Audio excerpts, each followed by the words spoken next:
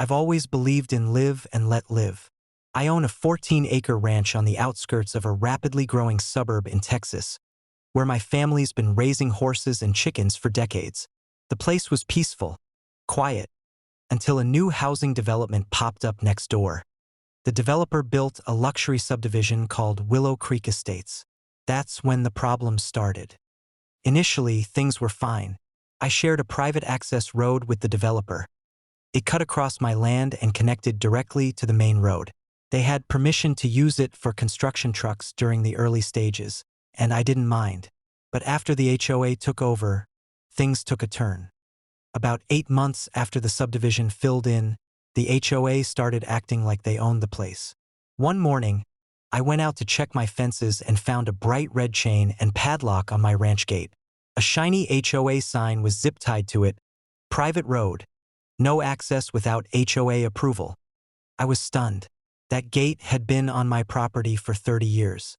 I called the HOA president, a guy named Brent, and asked what the hell was going on. His reply: "We're trying to limit non-resident traffic. You're technically not part of the HOA, so we consider your access unauthorized." I reminded him very clearly that the road they'd locked was on my land. He said, "That's not how our surveyor sees it." That's when I decided I'd had enough. I dug through every deed, plat map, and property survey I had, some dating back to the 1960s. As I suspected, the HOA had made a critical mistake. That access road? Only the first 60 feet of it was an easement shared with the original developer. The remaining 300 feet ran entirely across my private land. And it got better. When the subdivision was built, the developer had sold off a narrow strip of land to a private investor who still owned the road leading into the back entrance of Willow Creek. After some digging, I tracked down the guy, an elderly gentleman who had retired to Arizona and was happy to sell me the road for $7,000 cash. I bought it the same week. The toll. Once I owned the road, I set up a legal toll under Texas private road laws. I put up a simple sign: "Private road, $500 commercial vehicle access fee. Residents only beyond this point." Then I installed cameras and hired my nephew, a former Marine, to sit at the gate in a lawn chair with a clipboard.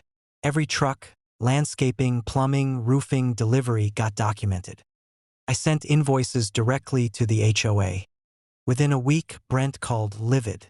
"You can't charge our contractors." I calmly told him, "I absolutely can. You blocked access to my land, so now I'm exercising my property rights too. That road is mine now. Check the county records." They refused to pay, of course, so I filed small claims against 6 companies. I won 5 of the cases easily. The 6th one settled. Turns out, companies don't like getting dragged into neighborhood drama. The aftermath, with their contractors getting billed or rerouted, Willow Creek Estates descended into chaos.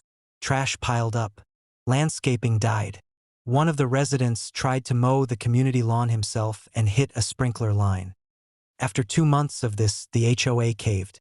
They removed the padlock from my gate and sent me a letter of apology, probably written by a lawyer, but still. I agreed to remove the toll, but only after they paid me $14,800 in back access fees. They did. Today, my ranch gate stands open. The HOA doesn't bother me anymore. And every time I see a contractor's truck roll through, I just smile. Because I own the road now.